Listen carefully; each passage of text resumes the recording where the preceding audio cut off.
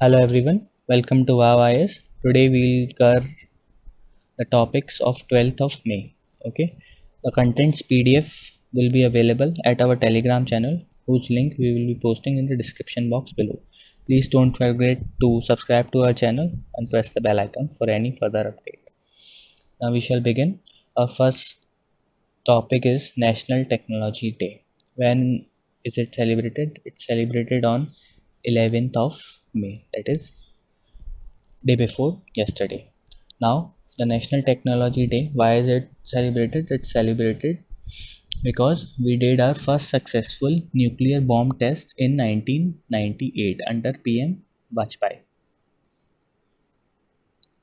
Remember, this is our first successful nuclear bomb test, not our first nuclear test. Our first nuclear test was done under PM Indira Gandhi on May 1974. Now, India is among the 8 countries that have a publicly known nuclear weapons program. Okay, our leaders was opposed to nuclear weapons. Gandhi even called it morally unacceptable. Now, how did the situation change? Why did we accept nuclear weapons? PM Nehru was skeptical about nuclear weapons, but the Sino-Indian War of 1962 raised serious concerns about the national security. You all know that we lost that war, and that raised serious concerns about our national security. In 1974, as I've told you, India conducted its first nuclear test, which was codenamed Smiling Buddha. Okay, under PM Indira Gandhi, as I've already told you. Now, after 1974, we did not choose to weaponize it. We did not weaponize our nuclear program.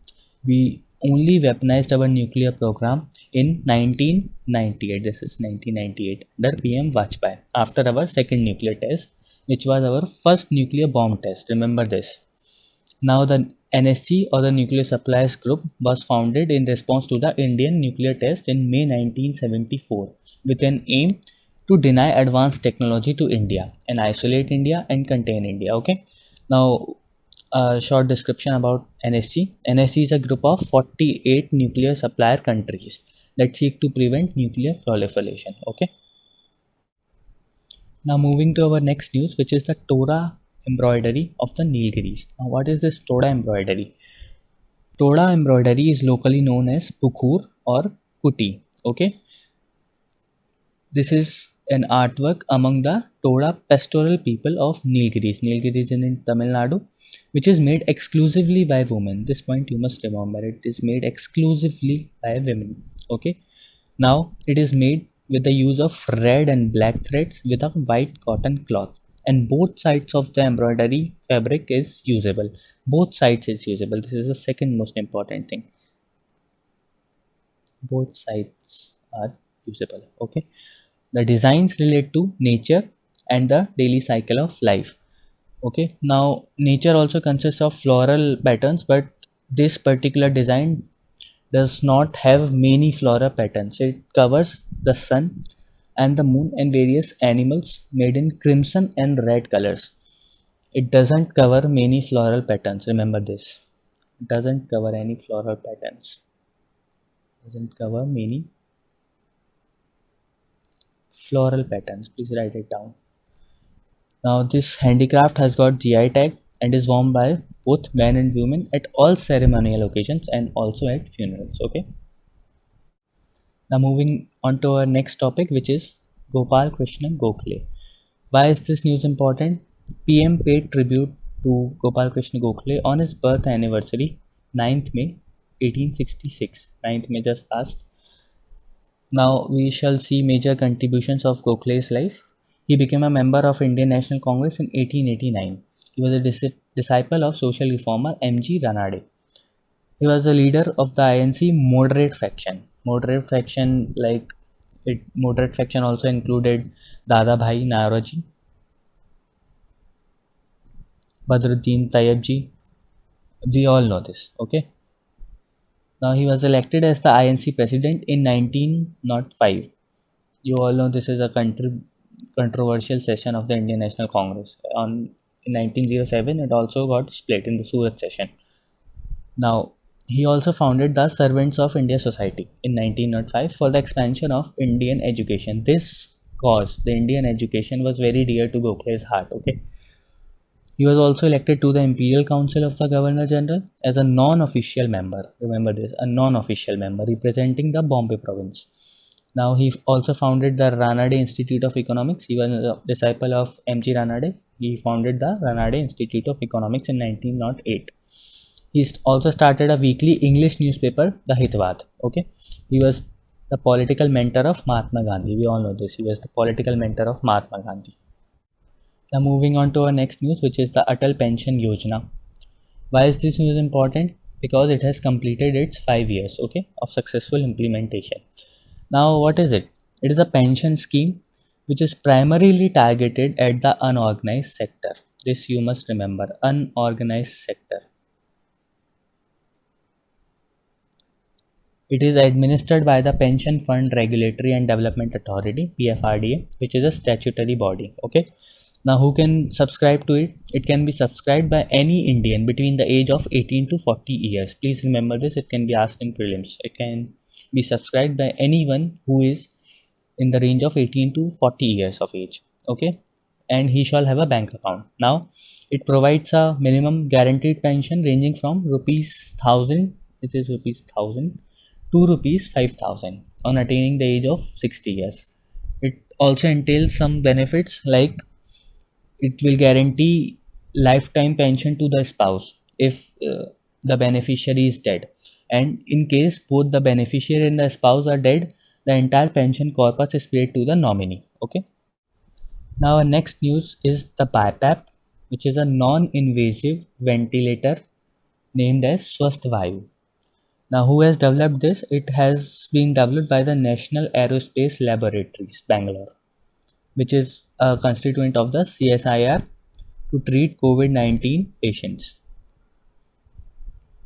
Now, what is a ventilator? Ventilator is a machine that provides mechanical ventilation by moving breathable air in and out of the lungs, thus delivering breaths to a patient who is physically unable to breathe. So, fundamentally, it is just artificial breathing.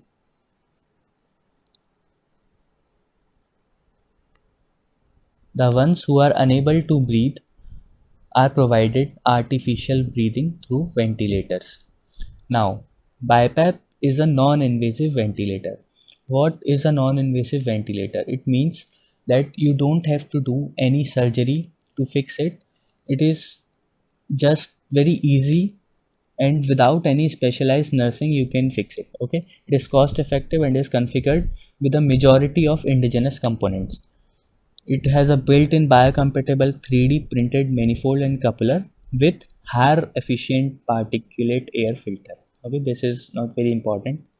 Now it is a microcontroller based precise closed loop adaptive control system. This is also not very important. Now, why is this news important? Because India has made this ventilator in 36 days, which is a record. Okay, that's why this news is important. You must remember this name, Swasthvayu. You must also remember who developed this and what does it do. That's enough. Moving forward, our next topic is the sample registration system. What is sample registration system, or the SRS? SRS bulletin has been released by the Registrar General of India based on the data collected for 2018. Okay. Now, what is it? It is a demographic survey for providing annual estimates of infant mortality rate, birth rate, death rate, and other such indicators like fertility and mortality indicators at the national and subnational levels. Okay, national and subnational level. National level means at the national level, and subnational level means at the state levels. Okay, now what are the highlights of the survey? There are, the findings are many, but only few we'll highlight because these are only important for us. The national birth rate in 2018 stood at 20. Okay, the death and infant mortality rate stood at 6.2 and 32. Infant mortality rate is still high in our country. Okay, the rates are calculated per thousand of the population. We all know these definitions, so I won't go into this. Now, MP has the worst infant mortality rate at 48. Nagaland has the lowest IMR at 4. Chhattisgarh has the highest death rate at 8. and Delhi has the lowest death rate at 3.3. Bihar has the highest birth rate, and Andaman and Nicobar has the lowest birth rate. Okay, you don't need to remember these data, but you must remember these states' name because it can be asked in prelims. You might have seen that a few years back, UPSC has started to ask questions about the major reports. So this data is important for you. Now, it also highlights that the rural urban differential regarding the birth rate has also narrowed. Okay. Now, moving forward to our next important topic, which is the State of the World's Nursing Report 2020. Who has released this report? It is by the WHO, Nursing Now campaign, and the International Council of Nurses. These three agencies have published this report. The report is released as UN marks 2020 as the year of nurse and midwife. You must remember this point. Year of nurse and midwife 2020. Now 12th May is the International Nurse Day. Okay. Now what is the Indian situation? We must highlight what is important for the India. Now there are 1.56 million nurses in India, 15.6 lakh million nurses in India, out of which 67% are professional. Okay. Nurses comprise of 47% of medical staff in India. Okay, 47%. Nearly half of our medical staff consists of nurses. The other half consists of doctors, chemists, dentists, etc. Okay. Now, next important topic is ash barges and the Sundarbans. Now, what are these ash barges? As you can see, these are these small ships. They are transporting fly ash from the Indian thermal power plants to Bangladesh, where it is used to manufacture cement. So you might be wondering what is fly ash. It is a product of coal combustion and has several functions such as preparation of cement, concrete, building roads, building of manufacturing of bricks, etc. Fly ash is produced when we produce electricity through coal.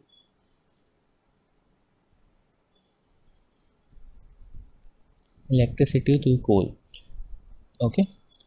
And Hooghly River, as you all know, is a distributary of the Ganges River in West Bengal. Now, why is this news important? Fly ash barges are sinking and capsizing in the Hooghly River. What is this doing? Is that it is spreading fly ash in the sea, okay, which is very harmful for the ecology of the Sundarbans, and this also threatens the local fishes and other aquatic biodiversity, which is putting at risk the livelihoods of our fishermen. That's why this news is important. Okay. Now moving to our last topic of the day, which is the shift in the US trade policies. It relates to an op-ed in which a US senator has opposed the World Trade Organization. Okay. So in his opinion, corona pandemic expresses the hard truth about the modern global economy, which is it is weakening American workers and is empowering China's rise. Okay. Now, capital and goods, we all know it is a world of globalization, and in globalization, capital and goods move across borders easier than ever before. But so did jobs, and too many jobs have left America for elsewhere. We know that our people are working in America. Many countries' peoples are working in America, and this has indirectly harmed America because their people don't have any jobs, and this is the contention now. Under Trump, the Republican Party has become a critic of free trade. Once it was a proponent of the free trade, but under this Trump administration, the Republican Party has become a critic of the free trade. Now, what are the alternatives that are suggested by this senator? It has suggested that US must seek new arrangements in concert with other nations to restore America's economic sovereignty. Okay, this is self-explained. Now, this involves building a new network of trusted friends. You must remember this because this is important for the Indian perspective. A new network of trusted friends and partners to resist Chinese economic imperialism. Okay. Now, what is India's takeaway in this? India must pay attention to the article's theme on working with trusted friends and partners. India must be supposed to be one of these trusted friends and partners. To restructure international trade, US administration is trying hard to rearrange the global supply chains currently with centers in China. Okay. Now this is an opportunity for India. India can be the new hub of global supply chains. Okay, now this finishes our news articles for 12th of May.